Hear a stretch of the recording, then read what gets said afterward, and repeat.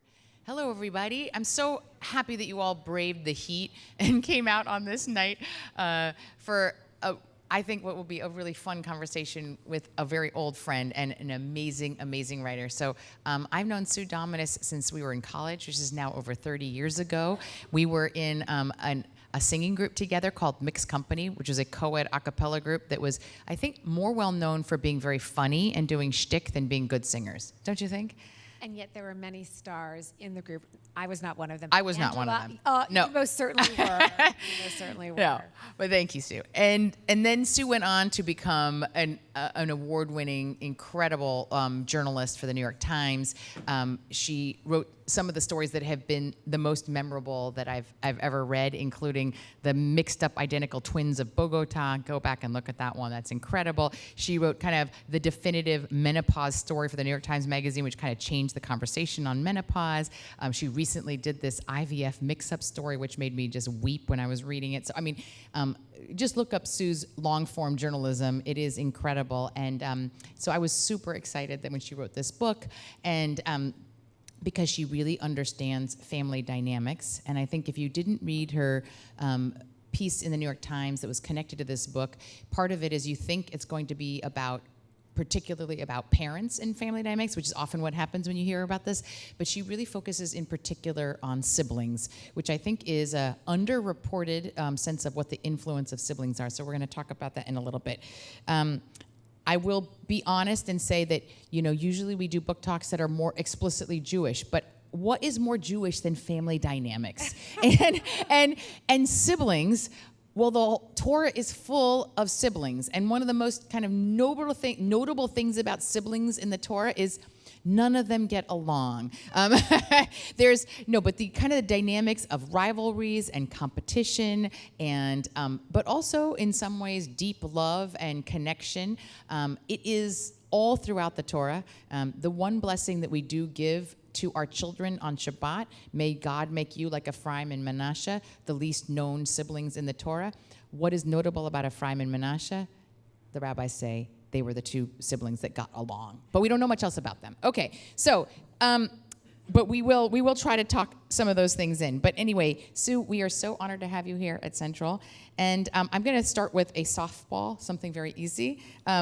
You write about so many subjects. Why did you decide to write about families for this book? And if you also could tell us how you landed on the title, which is The Family Dynamic, which implies something dynamic, alive, maybe even explosive. What drew you to this topic? And do you think sibling relationships are particularly, why are they so interesting to you? These are great questions. I think, so just for people who aren't familiar with the book, it is definitely a book about family dynamics, but I specifically set out to answer a question about certain kinds of families, which is, what is it that makes very high-achieving families unusual? Those families such as, for example, the Wasserstein family, which is a family whose members included Wendy Wasserstein, this incredible playwright, also a little bit of a trailblazer. There weren't that many female playwrights of her caliber at the time producing on Broadway. Her brother Bruce Wasserstein, the financier, and another sister was a trailblazing marketing executive. I went to summer camp with the kind of, cousins and grandchildren a generation below. And so I was very aware of the Wassersteins, and maybe because I myself was a slightly eager beaver, ambitious little kid, I was just curious about what must have happened in that family that created such unusual people. And then it just became a little bit of an idiosyncratic interest of mine as a kid. I became like a familyologist. I was very interested in all my college friends' childhood experiences. When I read biographies of famous and accomplished people, the first thing everybody reads the part about their childhoods first. That's the chronology. But sometimes I stop after that. That's like a very personal interest of mine. So I went into this book thinking I was going to find out, what were the parents doing that was so extraordinary? What were their, what was the regimen in that household, or how did they lead their children to believe that they could do really great things? And I persisted in asking that question. I think I even got some answers. But as I did my reporting, what I found more and more was that the siblings were the ones who really helped each other get to where they were going in various ways, whether it was intentional or not. And so the title is a little bit of a double entendre in the sense that it's about the way that family dynamics work, but it's also about like dynamic families, very high achieving and exciting families. So that was where we ended for the title. I love it. So as you said, as a parent, I have been appropriately humbled by the recognition of how little control I have over my own children's motivations and stances towards reaching goals. I have to say that's very relevant and resonant for me. I remember thinking that when I had kids, I could just shape them and mold them like a piece of clay, and you realize very much that no, they're just much more who they are when they come out. And there's a moment in your New York Times Magazine piece where you describe your brother as the one who got you into writing, he goaded you into starting the high school newspaper, and you said he knew your environment and he knew you. Why do you think it's a sibling's encouragement or criticism which lands so differently than a parent's? What's the special sauce of that? So one of the researchers in my book actually has done research on from whom do adolescents want to get advice or perspectives? And what adolescents tend to say is that they want to get advice from people who know them well, and for people who know them well, and people who know their circumstances. And like, what is it the thing that adolescents say about their parents? Like the classic line, "You just don't understand me." Like that's how they feel as they get older. And the truth is also that parents don't really understand the very subtle social interactions that happen at the high school level, or which teacher you have to avoid, or why it's not cool to go out for that club, but you can't try. They understand all that. Siblings understand that too. And so I think when parents, my friend Lisa D'Amour, who's a wonderful developmental psychologist and also best-selling author, she says that when parents give adolescents advice, she calls that the kiss of death advice. Whereas adolescents, I think, sometimes can hear advice from a sibling in a different way. She even recommends that parents might want to try to channel advice through a trusted older sibling sometimes.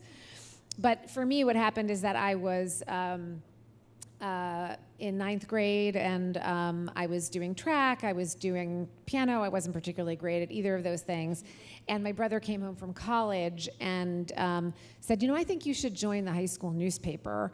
And I told him, well, I would, but there isn't one. It fell apart. And he kind of lectured me from the doorway about the decline of democracy and harangued me into saying that I would try to revive the high school newspaper, which I then did.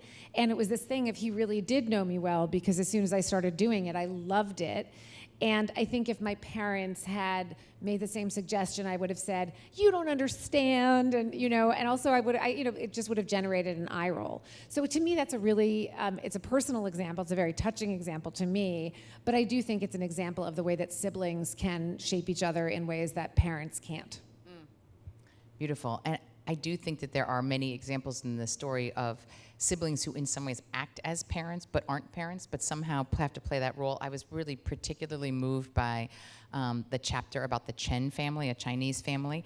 And the parents were basically largely absent because they had to work basically around the clock to support the family. And then the siblings formed this very powerful sort of self-reinforcing system of support. So what did you learn about them, and how do sibling relationships become a primary either vehicle for resilience and in some ways almost this pseudo-parenting that can happen, especially in immigrant families where bandwidth is limited?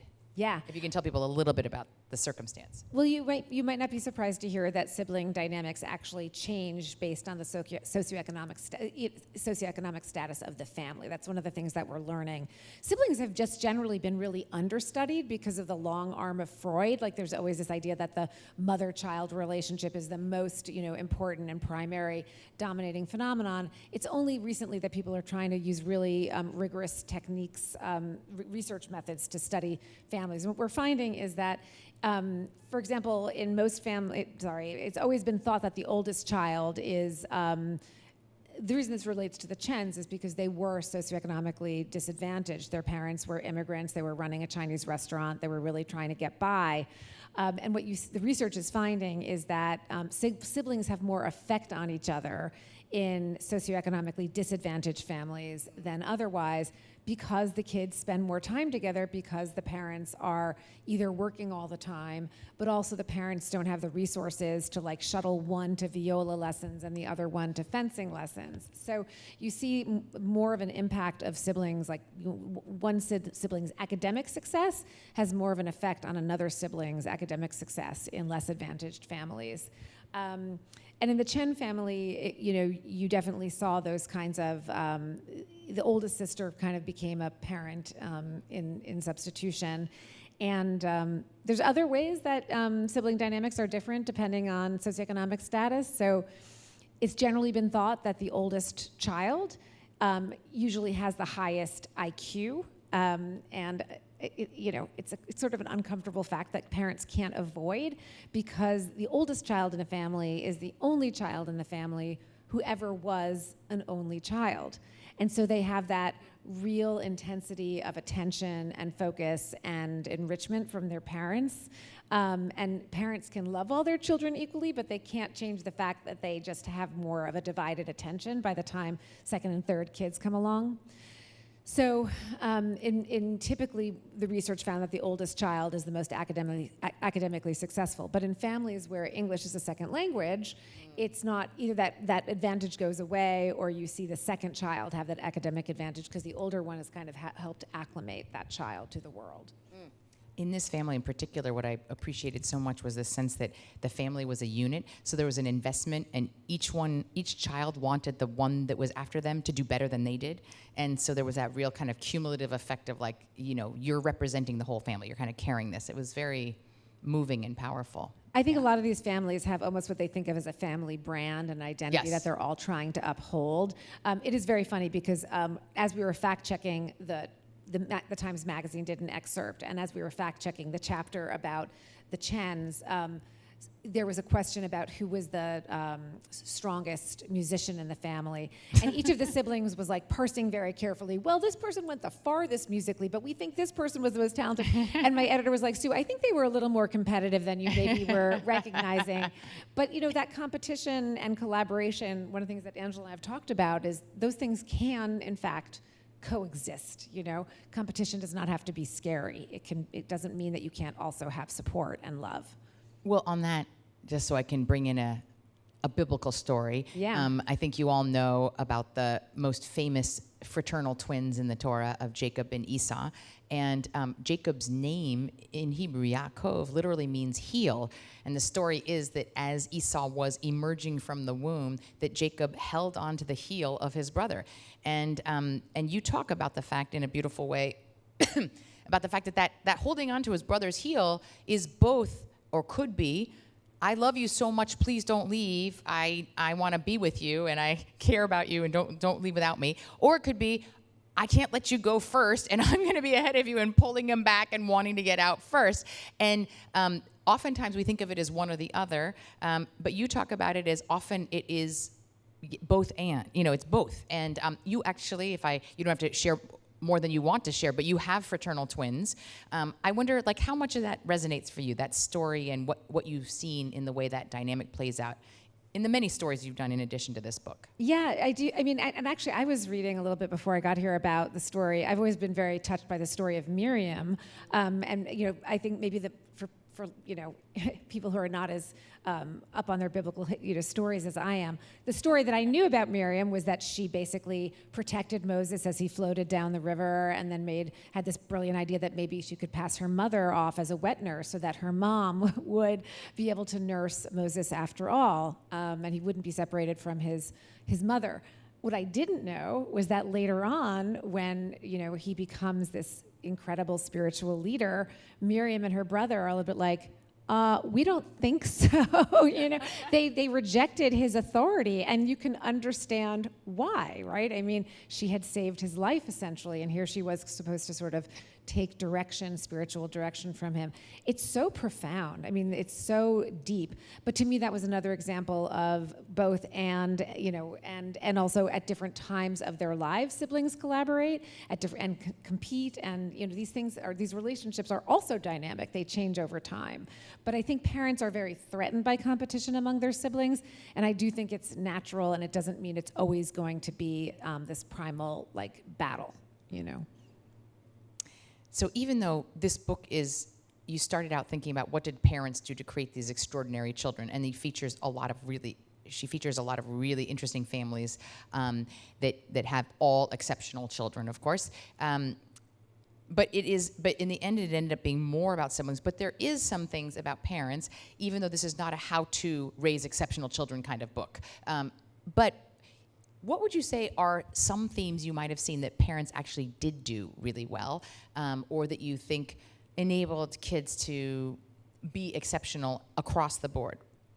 Well, it is interesting because you talk about it's not really it's not a book about Jewish families, although there are many Jewish families in the book. And I think what I've realized myself in the reporting of the book is that many of the values that I experience as Jewish values in this country, perseverance, endurance, resilience, it's hard to separate some of that out from just the immigrant experience. And so even and by the way, some of the families that I write about, so the Wasserstein siblings were themselves the children of an immigrant who had basically, an Apple cart and ended up a tremendously successful businessman, very, very successful. So what did the Wasserstein siblings have to inspire them? They had a father who had really overcome something extraordinary and built something. He wasn't famous the way that, Wendy Wasserstein was, but he had in a way done something even more incredible, which is he had started with absolutely nothing and built an empire.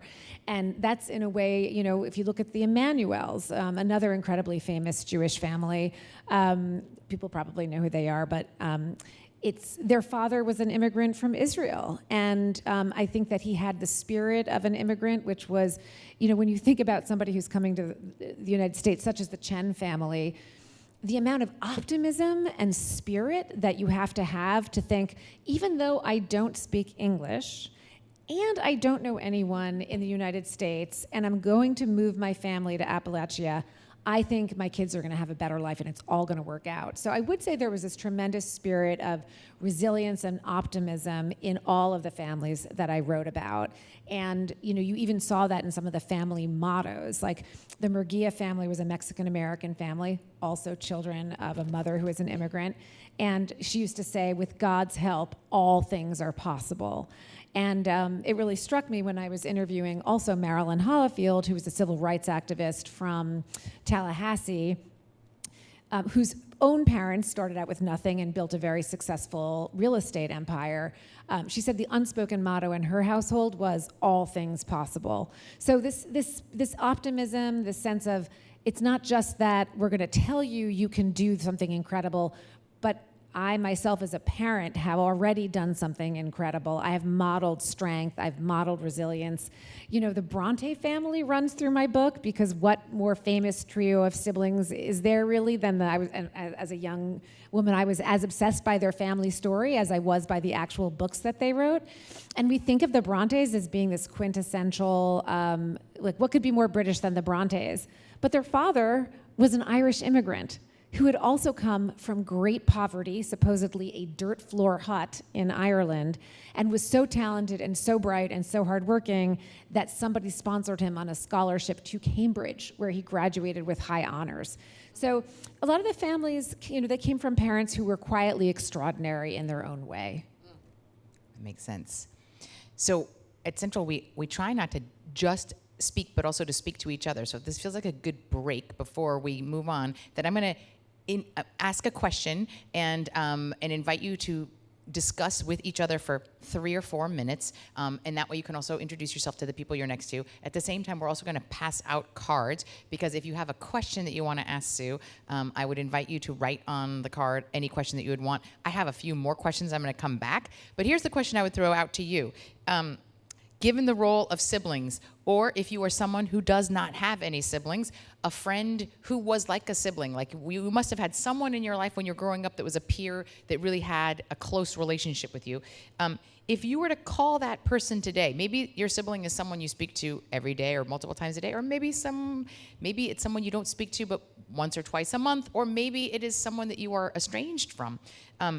whatever the case is, what might you say to your sibling? And you can decide how much you want to share with the people next to you. But take a moment and introduce yourself to someone next to you and answer that question about siblings for a moment, and we'll also pass out cards. Okay, I love hearing the buzz in the room. I'm going to bring us back. If you have questions you want to put on the card, Sarah, I know we'll walk around and collect them when you have a chance. I love that you guys are very hard to wrangle back. That's good. Jacob, that means you too. You have to turn around. We're going to talk again. No. This time it is to come back. Got a heckler. Okay. There are some beautiful stories about parenting, even though this is very much about siblings. And one of them I related to very much. I would call it the opposite of Jewish parenting. It's what we'd call maybe non-attachment parenting. And not surprisingly, the story is about a Japanese mother. And I'll just read one paragraph from your book, Sue. It's about this mother, Teruko, whose daughter is practicing piano all the time. And so this is what she says. She had a deep way of looking without desire, said Diane. It's the opposite of a parent who has desire, who is the stage mom and is pushing and guiding. And there are so many tropes for that for kids who become star athletes, gymnasts, whatever. Their mothers are pushing them. My mother came from a very Zen Buddhist Asian way of looking without desire, but was always there. Because you can't be seen unless someone is looking. I think she facilitated that for me my entire life, which gave me this inner sense of confidence, an inner sense of self. So what does that mean to parent without desire? It doesn't mean that you don't care. You're present, you're there, but it's, in many ways, I think it's not for yourself. It's just for them, just to be witness to what they are doing.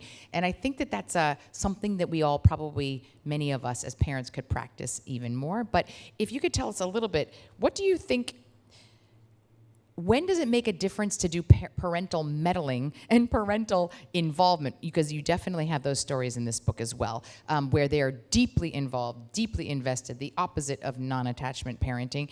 And when does it backfire? What would you say if you were, as now an expert on this, to parents who are trying to decide how much they should push and how much they should step back?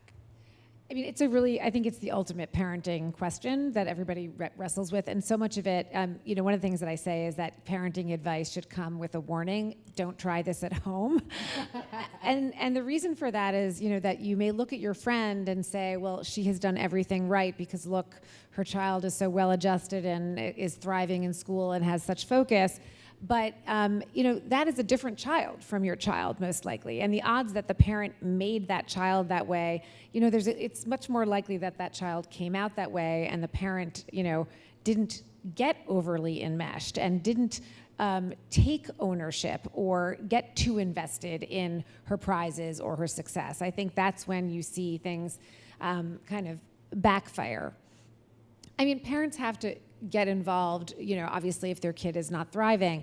But I think where parents, what I start to worry is when I hear parents say things like one parent said to me, I know expectations are so important and I set them so high, and I set them really high for both of my kids, and I don't get it. It worked for one of them, but not the other. Like, what did I do wrong with the other? And I wanted to say, well, maybe that child needs different expectations. And if we know that if people set expectations that are too high for their children, it actually demotivates them and it can backfire. And there's obviously an epidemic of anxiety among adolescents in communities like this one because there is so much pressure on them. So I think the first thing I would say, most good parenting starts with knowing your own child and setting expectations realistically for that child. You want them to be the best that they can be without expecting them to be more than they really realistically can be. It's not something that you can just impose from on high, I would say. But I really feel like also this question of like, how involved do you want to be? How much meddling? Do you want to make your kid grittier? Do you want to make them more conscientious? What I saw a lot of was parents outsourcing the discipline to the coach, to the great teacher, to the amazing ballet instructor. And you want home to be a safe place where that child feels accepted. And if you can create opportunities for that child to get the kind of those values embedded in them, that's amazing and worth finding. But I think it can be really fraught when it comes from home. And I think most people would agree that what they most want with their child is a good relationship rather than a kid who's reached peak conscientiousness. I mean, and this leads me to the question that I really been dying to ask you about. Everyone wants to know what is the impact of nature versus nurture, especially in families with exceptional children. Like, how much of that was nurture? Was it really they hit the jackpot with every single one of them genetically? And I think that you are a particularly skilled person to answer this, especially as you've done these stories about like identical twins separated at birth and the difference of nurture and nature. So what is your view on how much it's about one or the other, especially when it comes to exceptionalism? So I think that basically the way that I think about nature and nurture is that when you look at research, what we find is that the differences among people, like why is one person one way or another, about 50% of that can be explained by genetics and about 50% can be explained by the environment. And, we say nature, nurture, and we equate nurture, parenting, with the environment. And what people forget is the environment is actually everything. It's the neighborhood, it's the school, it's who their friends are. It's a million iterative little moments in people's lives that build on each other, change people, and then expose them to other incredibly specific little moments. So I think that what allowed these kids to succeed in the families that I wrote about was the fact that they probably were mostly very bright, competent people who had very bright, competent parents who were also very energetic and very optimistic and had all of those qualities. But they also were in environments that allowed them to thrive. I mean, they were in, so for example, many of them were in college towns. You look at the Wojcicki sisters. Susan Wojcicki was the CEO of YouTube, and her sister Ann Wojcicki founded 23andMe. And their mom, Esther, who's an incredible woman and a high school journalism teacher, wrote a whole book about how she raised these incredible kids. I think she undersold how much it mattered to her daughters that they were growing up in a neighborhood where like half their neighbors were literally Nobel Prize winners at the dawn of the age of the Silicon Valley. And they had this extraordinary education, so their environment was hugely influential for them. And I think without the environment that can allow you to reach your greatest potential, and by that I mean an environment that includes everything, not just your parent, you probably can't go as far as you would if you are in a place where there is culture, where there's excellent teachers, where there's resources, obviously. I had an interesting question here, which is, if you were raised in, say, Brazil or Germany, would you be drawing the same conclusions? Like if you were studying families in a very different culture, do you think that these dynamics play out across other countries? Well, it's interesting because obviously, no, I think that things do play out really differently, and I think that people have different values around success. In fact, I think that this very topic for Americans is like very intriguing, and in some place like the UK, it didn't really have the same kind of resonance for them. I think it's the very question is different. But I do think the basics of this 50-50 nature, nurture, genetics, environment, like that does generally hold true, unless there is some really extreme environmental effect that is flattening out opportunity altogether for a certain segment of the population. Mm. I know you didn't study, I don't think you write about families that are deeply estranged, but there is this question, do you find any similarities between siblings who have bad relationships or estrangement? I will say this. After the article, the excerpt from the magazine, from the book, ran in the New York Times Magazine, and many people wrote to say, what about estrangement? What about these incredibly difficult, sad sibling relationships? So I do know that that's a subject that is really, really painful and fraught for people. And the funny thing, it's not that funny, but about a month before my book came out, a book came out by Eamon Dolan came out called The Power of Parting. And he makes this case that just because somebody is in your family, it doesn't mean that you have to be tethered to them for the rest of your life if it's a toxic relationship. So it's a very different subject for me. But I feel like for families where they're coming from a disadvantaged environment, you need something to, if those people are going to go on to be extraordinarily successful, chances are you needed something, and that thing is the network that is your sibling bond. And I think that more often it's helpful than hurtful. I think one of the striking stories, and you wrote about this in your article, that really touched me is how you handle competition among siblings, as parents in particular. You tell this story about parents of these identical twin brothers, the Bryan brothers, Mike and Bob, who were considered among the most winning doubles tennis team in history. And they addressed this issue of competition between siblings by with an extreme solution, which was they would never allow direct competition between their two boys, ever. So that meant that to the frustration of tennis leagues, if both boys made it to the finals of a tournament, one of them would just default and they would share the trophies of winner and runner-up, and that would just be what they always did. And this kind of intentional level setting sent two messages.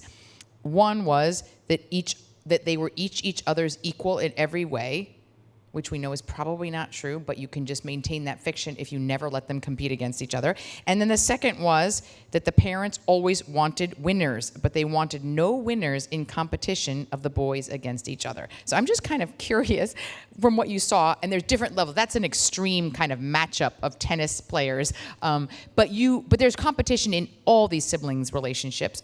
What is the role of competition? Is it more bad than good? Would you want to protect children from competition, or do you think it's a healthy amount? Like, what would you say you learned about competition between siblings? There's another funny story about their father, which I will share with you also, which is that one day when the boys were little, one of the brothers happened to take a bat and a ball, and he hit the ball over this incredibly high tree in the backyard. And his twin brother tried. It was probably like a fluke, right? That he just happened to do that. And his twin, tried and didn't do it. And the father spent the entire day the next day working with the other twin until he managed to hit it over the tree. I think his feeling was, if they feel like they can't even defeat the person who they see every day, how are they ever going to manage to defeat the world of competition out there? I mean, it's in some ways it's like a touching story about family unity, right? We're never going to have these brothers compete against each other. It's two things, right? It's we're a team, we're not in competition, and we're going to do that, to the 19th degree. It's sort of beautiful, but it also sends a message, which is, it's the message to me that it sends is, it's so awful for one of you to lose to the other. We're not even going to allow for that possibility. That's how important winning is. And I think the role for parents, I mean, I'm not a psychologist, but what I took away from this, just as a parent myself, from all that I read and all that I thought about, is that part of life is sometimes you don't win. And the more that you can make your kid at ease and comfortable with that, then that kid is also going to be more willing to take risks, because if you're so terrified of losing that losing makes you worthless, losing is worse than anything, then how do you ever try? So, and also your worth has to be tied to something more than winning. So although it worked for the Bryan twins, they were the most winning doubles team in the history of tennis, I do think that idea, this fiction that you guys are just the same and no one's better than the other and you can never compete against each other because God forbid one of you lose, I think that's fraught. Yeah, I think a generation that doesn't ever know what it is to lose will not take the risks they need, and it is important. We started in Scarsdale, and it was we got lots of trophies for participation and everything, and then they started doing chess tournaments, and they had to learn how to lose. You lost a lot in those, and I think that was an important lesson. One other parent I heard about, I can't remember the name of the woman who created Spanx, but she's obviously very successful. Yes. And her brother also is a very successful entrepreneur, and she tells a story about how her father at dinner every night would say to the kids, okay, so tell me about something you failed at today, and it was like this idea, do not be afraid of failure, and you got to fail to go to the next level, and I think that's healthy. Okay. This is a good question, and I don't know if you can answer it, but if you can, that's great. What determines if siblings will love one another and thus support one another no matter who they are and what they choose to do?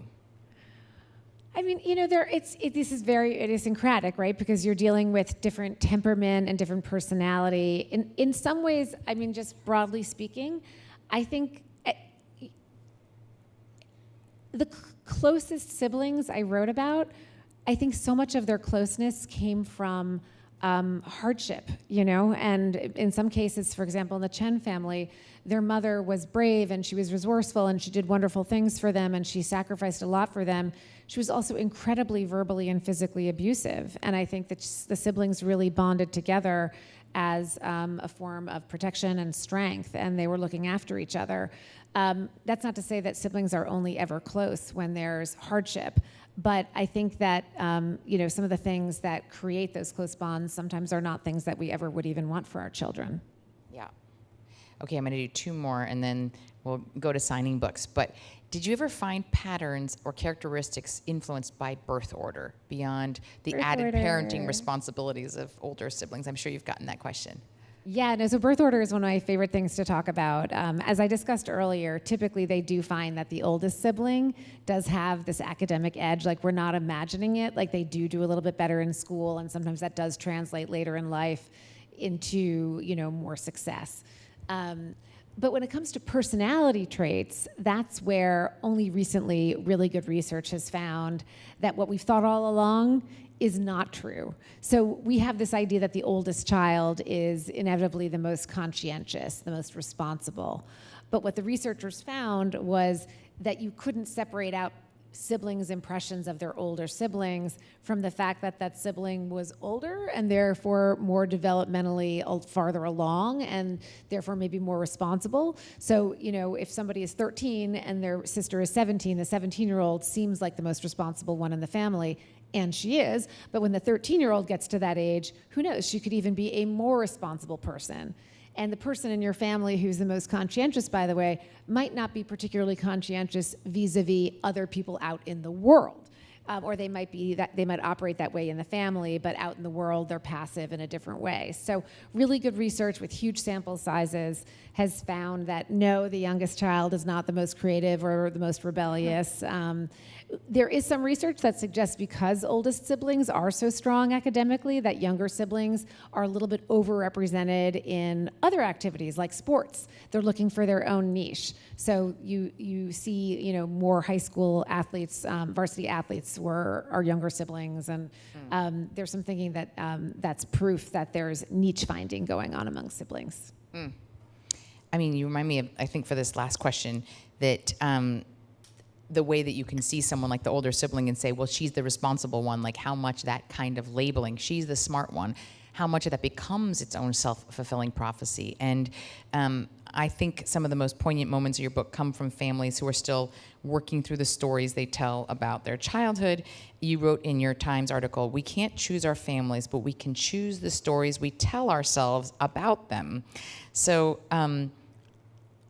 what's a story perhaps that we can end with that you saw where a family could shift or reclaim their story in some way that might have surprised you or offered healing? Because I think one of the things that it is to look at a life through a Jewish lens, especially when we look at it maybe through the lens of a Torah story or something else, is it gives us the opportunity to reframe a story we've always known, or perhaps to relabel something that has been labeled in a certain way, and for us to have a little more agency to do that. So was there a story of a family who might have been able to kind of shape and reframe their story, or an individual that was moving? I'm thinking about that. It's really a beautiful question. I do feel like I'm very fascinated by the Groff family, which is the first chapter of the book. It's Lauren Groff is this award-winning novelist, and her sister Sarah True is a world-class Ironman competitor and Olympic athlete, and their brother was a serial entrepreneur who's created and sold several very, very, very successful healthcare companies.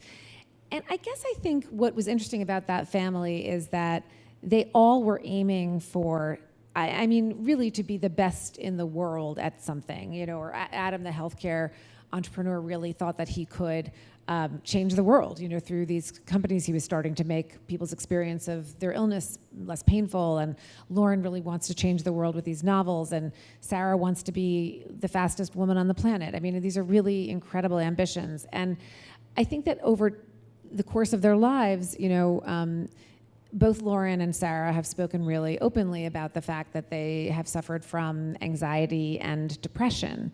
And it's not that only high-achieving people suffer from anxiety and depression. It's common in the population. But there was this sense that all of the success in the world wasn't going to protect them from that. And that what really got them through those hard times were 100% their sibling relationships. So it may have been something in the sibling dynamic or something in the family dynamic that was driving them each to feel like they had to do something so extraordinary. But when each of them bumped up against the painful realities that come into every person's life, and maybe even, especially people who feel like they must be the best or die, where they actually found the most comfort was in each other. And I think they've all landed in places where they realize that it's about the process and not about the end result. And it's about the relationships in our lives and not about the end result. That's a beautiful place to end. So if I can, first of all, yes, thank you so much, Sue. Thank you, Angela. Thank you so much for having me. And if I can leave people with an invitation, besides, of course, buying the book and reading it, which if you haven't yet, we have an opportunity, and Sue's been gracious enough to sign books. Afterward, maybe to think about those relationships in our lives that have helped us be who we want to be. Perhaps it is a sibling, and if you haven't talked to them in a while, give them a call and say, I thought of you today when I was at this talk. Or it might be a very dear friend or mentor or someone else, but thinking about these many, many forces that are part of the nurture system around us that make us who we are. And I think that's one of my takeaways from this beautiful talk. So thanks again, Sue. Thank you, Angela. Thank you so much.